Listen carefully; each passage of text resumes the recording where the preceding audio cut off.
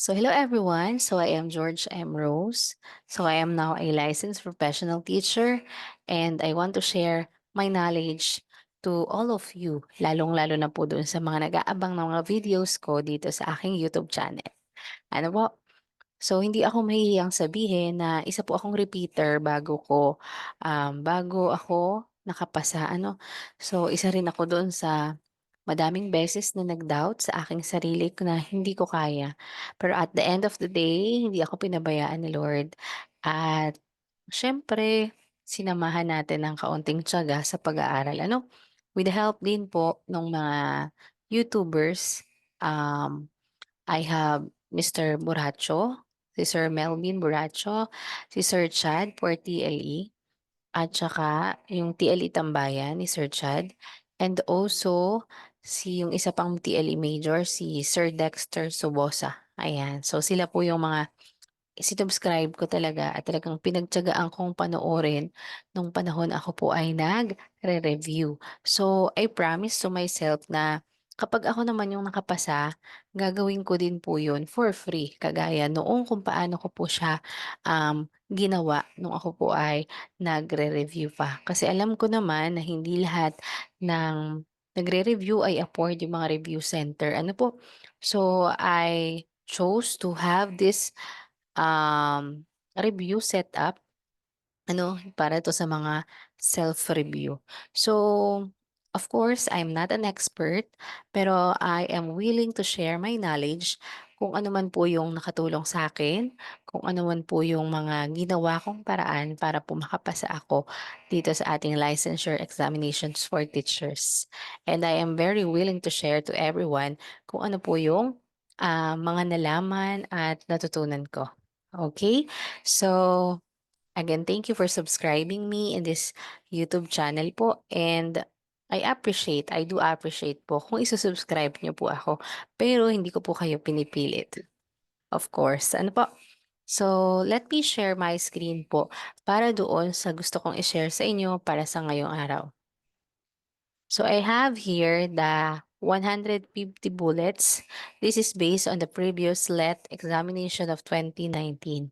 Yes, old version po siya, pero marami pa rin po dito yung lumalabas or kasama pa rin kapag tayo po ay, sasabak na doon sa mismong exams natin, ano? So, ang mahirap po kasi dito sa TLE Major, lalo na kung ikaw ang course mo nung time na nag-aaral ka ay electronics lang ano. So, lalo na kung ikaw ay 18 units earner, dito ka po dadalhin sa TLE ano. So, wala kang alam dito sa cosmetology, pagdating natin sa business maths, entrepreneurship ano, napakadami po kasi nung kailangang isaalang-alang natin dito sa pag-aaral natin sa TLE. So, ito rin siguro yung isa sa reason kung bakit hindi ko agad ako nakapasa dito sa ating licensure examination for teachers kasi napakadami ng contents na dapat natin pag-aralan na hindi naiintindihan ng iba na napakadali sa kanilang i-judge tayo. Ano? Kayo kaya ang mag-exam, okay? So, let's start. 'Wag na natin 'tong patagalin, ano? So, let's start with this one. Ayan. So, in order to change a mechanical energy into electrical energy, you need to use a generator. Ayan. So, of course, you are familiar with the generator. Tama po ba? So, si generator po, ito po ay isang mechanical energy na ginagamit natin para maging electrical energy. Okay? So, for example, nawala ng kuryente. So, agad-agad hinahanap natin si generator para makapag-generate po siya ng electricity para mapagana natin yung mga bagay or mga gamit natin or appliances na kailangan natin ng electricity. Okay? Sa board exam, hindi mo kailangang sauluhin ng lahat. So, dito, kailangan mo lang magtanda ng keywords. So, doon makikita mo itong keywords nito pag nakita mo yung mechanical energy into electrical energy. Ano daw yung ginagamit natin? That is a generator. Ayan, may 1 point ka na ano. Ayan, for number 2, for bullet number 2, eto i-consider mo muna na wala siya para ikaw ay hindi Ayan. So it is applicable method when a drainage pipe at high level to joint a lower level. Ayan. So dito naman, ito daw yung ginagamit nating method kapag yung ating pipe po, ayan, so kagaya nito, kapag ikaw ang course mo ay electronics or even yung mga cookery, tapos ang course mo, kung makikita mo 'tong mga drainage na ito ano, so wala tayong idea. So with the means of this review at least kahit papaano mapapa-familiarize tayo doon sa mga words na makikita natin doon. So ayan, so ano daw yung applicable method na ginagamit natin sa drainage pipe kapag i-join natin or pagduduktungin, pagsasamahin natin yung high level at lower level po. Okay, so anong method yon? So we have here the tumbling blade. Tatandaan? So, we have the tumbling blade. Okay po?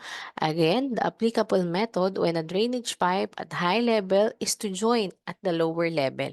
Kapag yung pipe natin ay pagduduktungin, so gagamit tayo ng tumbling blade method. Okay. So, next, the magnetic quantum value of n can have what? So, one of the two possible value. Ayan po yung sagot natin. Kapag may nakita po kayong magnetic quantum value ng n, ano daw yon? So, one of the two possible value. So, meron daw po tayong two possible value. Okay?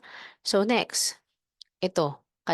Parang kasi, um, doon sa mga reviewers natin madalas 'tong nakakasama ano, at sa board exam, yung previous exam bago ako nakapasa nakita ko din po ito ano. So to ensure a uniform interpretation of drawings, alphabet of lines, tatandaan. So si alphabet of lines are being used to emphasize and de-emphasize the drawing. So nakadepende po kay alphabet of line kung paano mo ma-emphasize yung atin pong drawing. Nakukuha po? So, si alphabet of line po, siya po yung nag ensure para mas makita natin or the interpretations of drawing para mas ma-emphasize po yung drawing na gustong ipakita sa atin. Next, we have the masonry. Ayan. So, si masonry, this refers to the structural and construction of a component laid in a bound together by a material called mortar. Okay, so si masonry, ito naman yung structural construction. Ayan, ito yung pagko-construct natin ng mga building. Ano po? Ito kumbaga ay yung ginagamitan natin ng mortar, ito yung together, yung pinagpapatong-patong natin or yung mga cement na pinagpapatong-patong natin. Yung construction po nito, the structural construction, ang tawag po dito is masonry. Ano po? Masonry. So, anong tawag doon sa material na nagbabound together para makabuo ka ng isang product or isang construction? So that's what we call the mortar, okay? So later on, malalaman natin kung ano ba yung pinagkaiba ni masonry and carpentry, okay? So sige, bigyan ko na kayo ng idea. So when we say masonry, ito ay ang material na ginagamit natin dito is mortar, while the carpentry is wood. Ano po? Wood. Kahoy po yung ginagamit natin or yung mga carpentero po natin. Okay, next we have the honey.